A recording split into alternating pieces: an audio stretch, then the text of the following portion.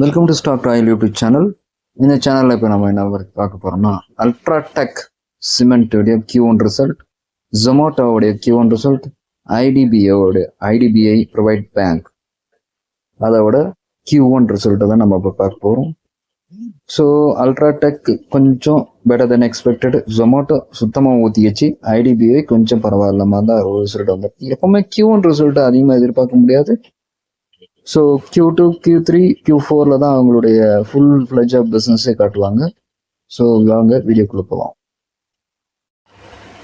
Hello, ஜொமேட்டோட result இப்போ பார்த்துட்ருக்கோம்.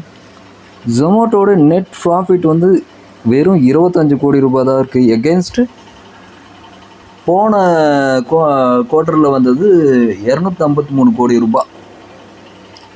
Revenue increased 70% revenue increased ஆகிருக்குது. எதனால்? Food டெலிவரியால் 70%.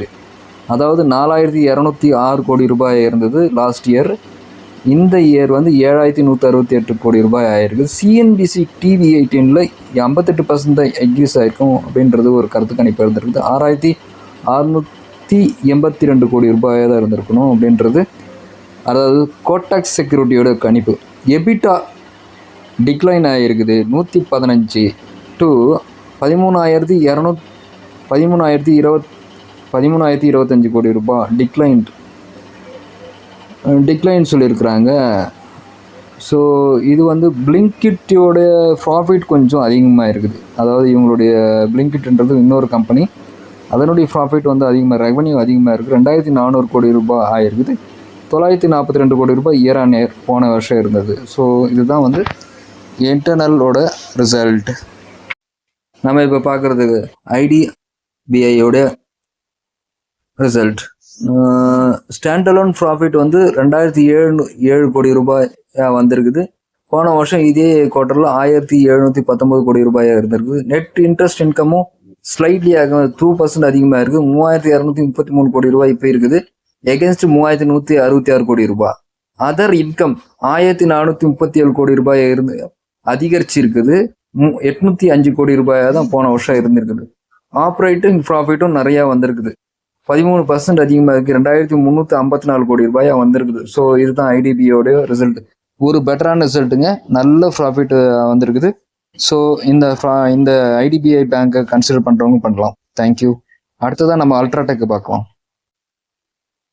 So Aditya Birla UltraTech சிமெண்ட்டை பற்றி பார்க்கலாம். பேட் கன்சாலிடேஷன் நெட் ப்ராஃபிட் வந்து 2236 கோடி ரூபாய் இருந்திருக்குது. 49% அதிகமாக இருக்குது இயர் ஆன் இயர். 1495 கோடி ரூபாய் தான் இருந்திருக்குது போன இயர்ஸில். ஹவவர் இட் இஸ் ஃபால் 10% அப்படின்னு இருக்கிறாங்க. போன குவார்ட்டரை விட இந்த குவார்ட்டர் வந்து 10% ப்ராஃபிட் கம்மியாக தான் வந்திருக்குன்னு சொல்லியிருக்கிறாங்க. அதை நீங்கள் வந்து கன்சிடர் பண்ணிக்காதீங்க. ஏன்னா குவார்ட்டர் ஆன் குவார்ட்டர் எப்பவுமே ப்ராஃபிட் பண்ணிட்டு இருக்கிற கம்பெனி நம்பாதீங்க.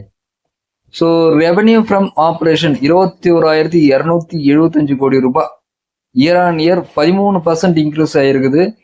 போன வருஷம் 18,818 கோடி ரூபாய் தான் இருந்திருக்குது.